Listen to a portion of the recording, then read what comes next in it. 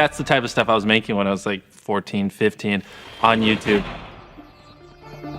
And then when I was 15 years old, I got diagnosed with Crohn's. ये है वो तमाम बातें जो कि आपको मिस्टर बीस्ट की डिजीज के बारे में पता होनी चाहिए। मिस्टर बीस्ट जिनको क्रोन्स की बीमारी है और इस बीमारी में गैस्ट्रोइंटेस्टाइनल ट्रैक्ट जो होता है वो स्वेल हो जाता है। इसके बाद आपको कुछ भी खाने पीने में प्रॉब्लम होती है और इस कदर और इतनी शदीद पेन होती है जो कि इंसान बर्दाश्त ही नहीं कर सकता। Basically, your intestines are inflamed, and because they're inflamed, you don't process food as well. So if I eat something, it would just go right through me, like literally within a day. And because it's so inflamed, it's like someone's just dragging like a knife. क्योंकि इसने mister beast की life को बहुत ज्यादा effect किया था, यहाँ तक कि जिमी की मदर भी इस बीमारी के बारे में बात करते हुए इमोशनल हो गई। Jimmy's diagnosis of Crohn's was earth-shattering.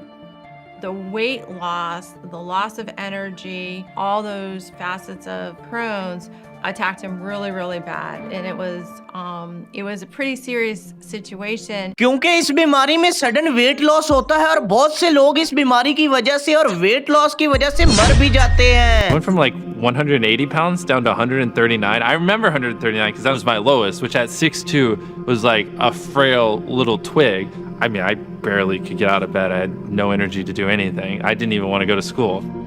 And I just hated my life back then. It was really miserable. और जब 2015 में मिस्टर बीस्ट को इस बीमारी के बारे में पता चला, तब मिस्टर बीस्ट ऑलरेडी एक YouTube चैनल स्टार्ट कर चुके थे और उसके ऊपर उनके बेरली 1000 सब्सक्राइबर्स थे। और अब क्रोन्स डिजीज की वजह से मिस्टर बीस्ट कहीं आ जा तो सकते नहीं थे, तो वो अपना ज्यादातर टाइम गेम प्ले वीडियोस बनाने में स्पेंड किया करते थे। और ये क्रोन्स डिजीज ही थी जिसने मिस्टर बीस्ट को एक प्रोफेशनल यूट्यूबर बना दिया। और तब मिस्टर बीस्ट बेसबॉल खेला करते थे, लेकिन जब उनको पता चला कि उनको ये बीमारी है तो उसके बाद उनका बेसबॉल खेलना भी बहुत ज्यादा मुश्किल हो गया था। Playing baseball was pure torture, especially with the medicine I was on. I was always thrown up behind the dugout, and I always had to go use the bathroom a bunch during the games.